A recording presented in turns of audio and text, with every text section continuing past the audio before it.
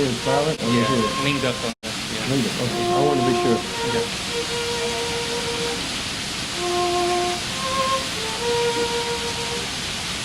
He said like right there. Oh, you right there. So probably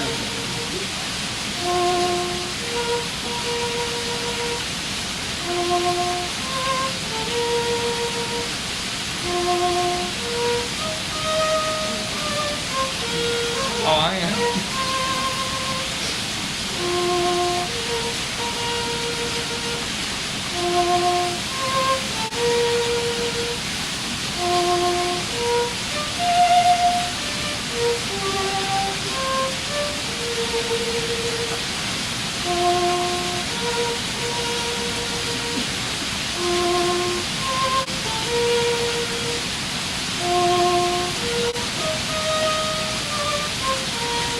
Marriage is also the uniting of two friends who have fallen in love. And so today you marry your friend, the one you laugh with, the one you cry with, the one you dream with, the one you live for, and the one you love. Who gives the bride to be wed today? Then would you step back and take the place of honor reserved for you, and the couple will step together. Now, since both of you have chosen the minister to perform your wedding ceremony, it's evident that you want something spiritual in your ceremony, in your lives, and in the home that you make together. Therefore, we need to remember that God established an ordained marriage when he created the first man, the first woman, and brought them together in their first home, the Garden of Eden, and performed the first wedding ceremony. And may we also remember that Jesus honored the sanctioned marriage by his presence at a wedding in Cana of Galilee a long time ago, as we find recorded in the Gospel of John, chapter 2, verses 1 through 12. And how fitting it was on that occasion that Jesus began his public ministry by attending a wedding, he performed his first miracle.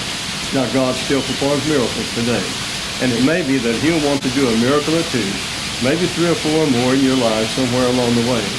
So look to God for the miracles he may do, the blessings I know he will give and you will want to receive. And through a relationship created by God, hallowed and sanctioned by Jesus Christ, ought not to be entered into lightly, but advisedly in the fear of God, and for the purpose that he himself ordained and intended. Now in the scriptures, the Apostle Paul commended marriage highly as that relationship necessary for the essentials of and also human behavior.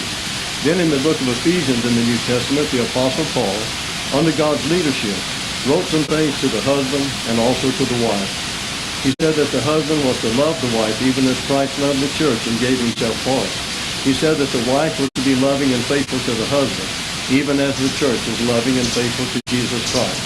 Therefore the two, husband and wife, as God has planned and ordained, ought to forsake all others, and give yourselves one to the other in love and great affection. We come now to the vows, and you've already joined hands, so you'll be looking at each other, okay? We'll have the vow of the groom first. So Jeffrey, will you have Bernice, whose hand you now hold, to be your wedded wife, and do you promise and covenant before God and these witnesses to be her loving and faithful husband, to have and to hold, for richer or poorer, in joy or in sorrow, in sickness or in health, as long as you both shall live? I do. Now he's made this vow to you, and you'll make it similar to him.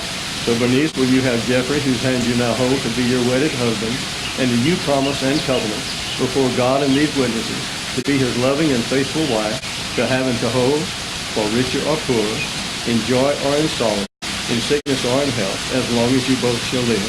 I do. Now, along with these vows that you responded to, I know you want to seal them with tokens of love. So we have need for the rings, and we'll have the ring for the bride first. Now the ring I hold in my right hand is of gold, gold being that material that's least tarnished and most enduring. Gold is also the symbol and the emblem of purity, so it speaks of the purity of your love one for the other. The ring is a circle. A circle has no end. A circle is also the symbol and the emblem of eternity, and eternity has no end.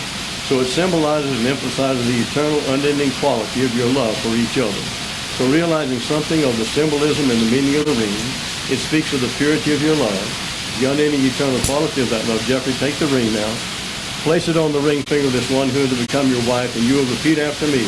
With this ring, I thee wed. I thee wed.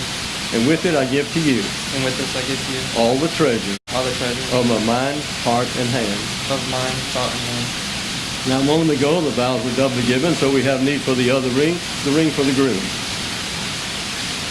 And once again, the ring I hold in my right hand is of gold, gold being that material that's least tarnished and most enduring. Gold is also the symbol and the emblem of purity, so it speaks again of the purity of your love for each other. The ring is a circle. A circle has no end. A circle is also the symbol and the emblem of eternity, and eternity has no end. And so it symbolizes and emphasizes once again the eternal quality of your love for each other. So realizing again something of the symbolism and the meaning of the ring, it speaks of the purity of your love, the unending eternal quality of that love. And you take this ring now, place it on the ring finger of this one who will become your husband, and you'll repeat after me, with this ring, With this ring, I thee wed. I be wed, And with it I give to you and with it I give to you all the feelings of my all the life. feelings of my life. Now, since I am an ordained minister, allow me the privilege of making 2 suggestions. These are only suggestions, so it's entirely up to you whether you want to follow them. God bless you both, and you may kiss your wife, and you may kiss your husband.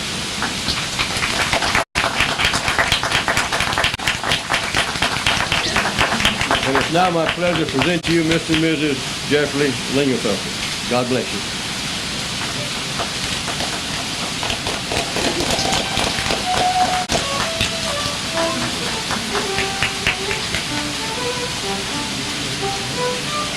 Okay, you all can follow them out.